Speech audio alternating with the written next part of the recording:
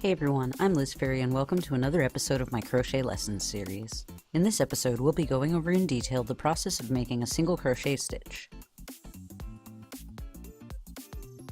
The single crochet stitch is one of the most common stitches. Single crochet makes dense fabric, like the slip stitch, but the stitches are taller and thicker. This is the primary stitch used for making amigurumi and other types of dolls, because the densely packed stitches make it harder for the filling to leak out through the stitches of the doll, if you're using a high enough tension. If that's something you'd like to get into, you'll definitely need to master the single crochet. If you want to see my full video on what you'll need to begin crocheting, check out my crochet materials list video. For the process of making the single crochet stitch, you'll just need yarn, a crochet hook, and stitch markers. To make my single crochet stitches, I've started with a slip knot and a foundation chain of 8. If you're not sure how to make a slip knot, or how to crochet the chain stitch, you can find the method in older episodes of this series. There will be a playlist at the end of this video. Next, I'm going to chain one more to count as the first stitch of the row. To keep track of the first stitch, you might want to use a stitch marker. I'll mark the stitch by putting a bobby pin around the loop of the chain that I just made.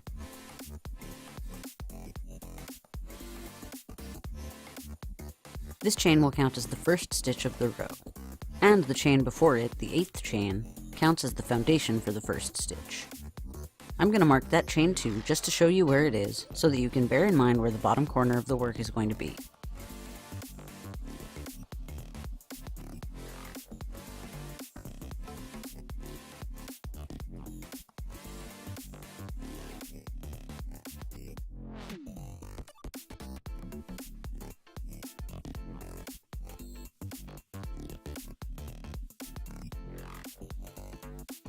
The next stitch, which is the 3rd chain from the hook, will count as the foundation for the second stitch of the row, which I'm about to make. So to make the second stitch of the row, I'm going to insert my hook into the loop of the 3rd chain from the hook.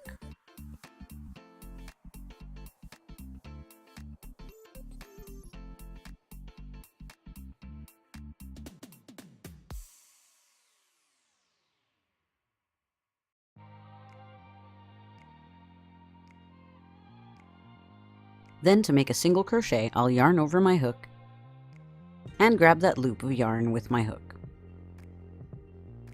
Then pull up the loop through the loop of my foundation chain. Now I have 2 loops on my hook. To complete the single crochet stitch, I'll yarn over again and grab the yarn with my hook. Then pull it through both the loops that are already on my hook. And now you can see the single crochet stitch that I just made, which is this loop of yarn here.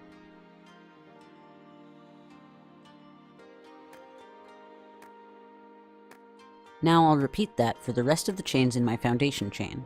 So I'll insert my hook into the loop of the next chain,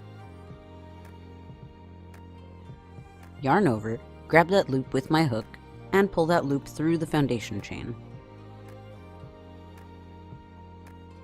Then yarn over again, and pull another loop through the 2 loops on my hook.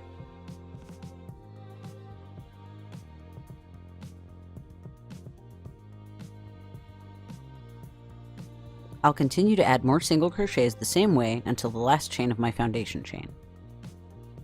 So I'll insert my hook into the next chain, yarn over and pull up that loop, then yarn over again, and pull another loop through the 2 loops on my hook.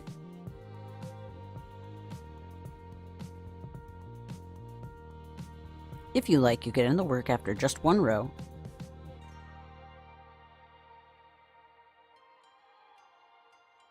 or you could repeat the process to create another row.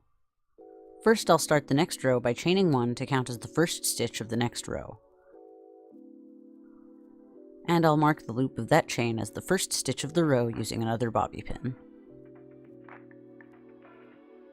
Then I'll turn the work.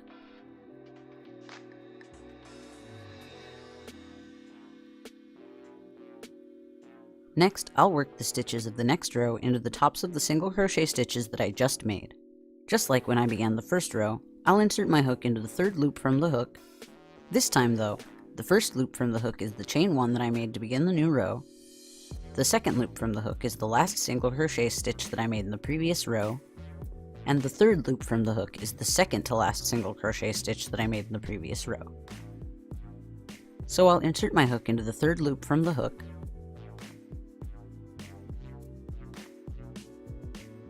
If you like, you could insert your hook under just the front loop or the back loop of the top of the stitch. This will add some texture to the fabric. Generally speaking though, you'll usually place your hook under both sides of the loop to make your stitch, particularly if you're making dolls. So I'll insert my hook into the third loop from the hook, under both sides of the top of the stitch. Then yarn over, pull up a loop through the stitch,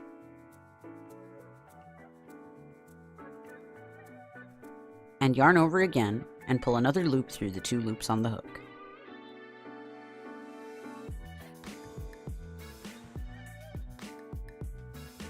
And I'll continue to single crochet into the tops of the stitches that I made in the previous row. Insert the hook into the next stitch,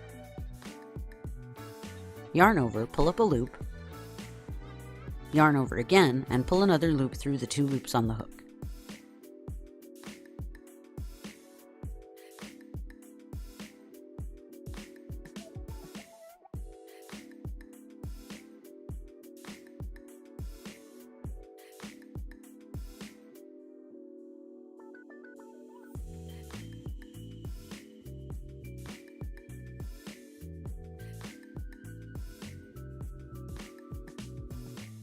If you like, you can continue to add rows of single crochet to make a long strip of fabric.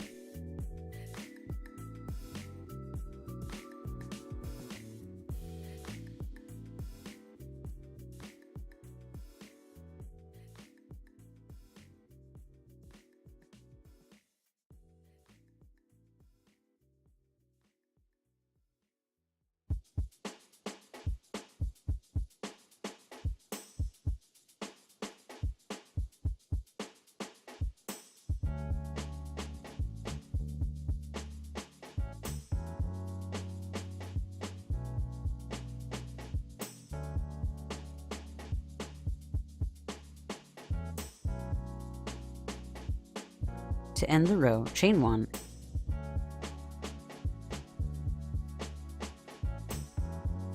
and cut off the yarn. Then pull the cut off end through the loop of the chain.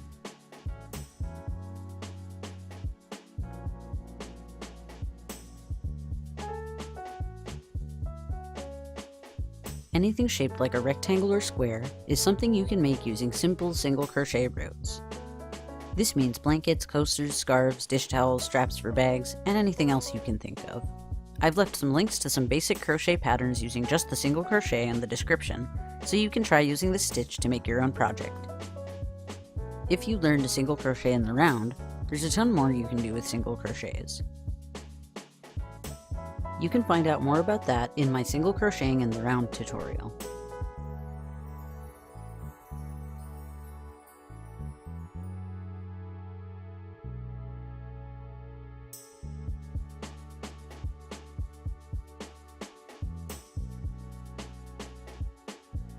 I hope you found this video helpful. If you did, give it a like and share it on social media. And if you'd really like to help out the channel, you can donate to my Patreon. You can get some pretty cool perks through Patreon, like seeing my videos early, access to some of my prototype patterns, and discounts in my Ravelry store, depending on your level of donation. You can find out more about that at patreon.com/fairyrings. You could also subscribe and click the bell icon so that you don't miss the next episode of this series when it comes out. Thanks so much for watching, and I'll see you all next time. Bye!